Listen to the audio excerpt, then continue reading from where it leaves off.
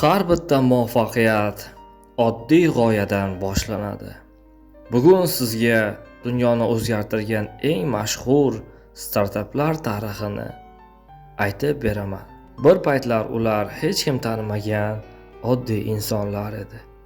Ammo ularda bitta umumiy narsa bor edi: ishonch, g'oya va mehnat. Bunday startaplardan birinchisi Apple. Steve Jobs va Steve Wozniakning garajdagi orzusi. Ular atigi bir nechta detallar bilan kompyuter yasashdi. Bugun esa Apple dunyoning eng boy kompaniyalaridan biri. Ammo hech kim ularning kechasi bilan ishlaganini, rad etganini va yana qayta uringanini bilmaydi. Tesla, Elon Muskning jasorati. U avtomobil sanoatini o'zgartirdi. Elektr mashinalarga ishonmaganlar ko'p edi, ammo u taslim bo'lmadi. Endi esa Tesla kelajak ramzidir. Amazon, Jeff Bezosning kichik onlayn do'koni sifatida boshlangan bo'lib, bugun esa u butun dunyodagi eng yirik elektron savdo imperiyasidir.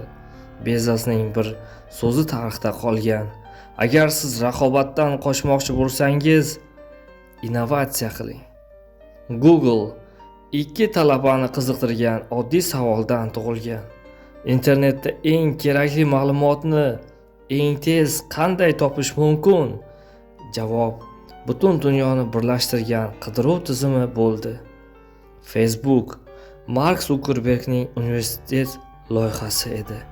Ammo ijtimoiy tarmoqlar tarixini butunlay o'zgartirdi. Bugun u milliardlab odamlarni bog'laydigan platforma.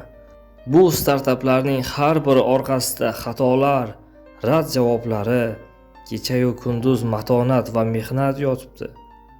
Ular omad kutmagan, omadni o'zlari yaratgandir.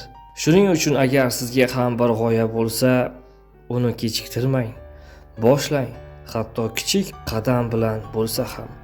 Bugun boshlagan kichik ish ertangi katta muvaffaqiyatning urug'idir.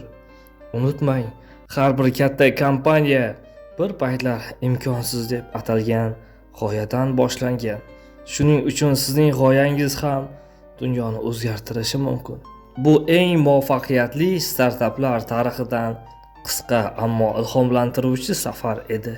Videoga like bosing, do'stlaringiz bilan ulashing va eng muhimi orzu qiling. Ishoning va harakat qiling. Sizni ilhomlantirgan ovoz Abdumalik Samatov. Kanalga obuna bo'ling va yangi videolarni kuzatib boring.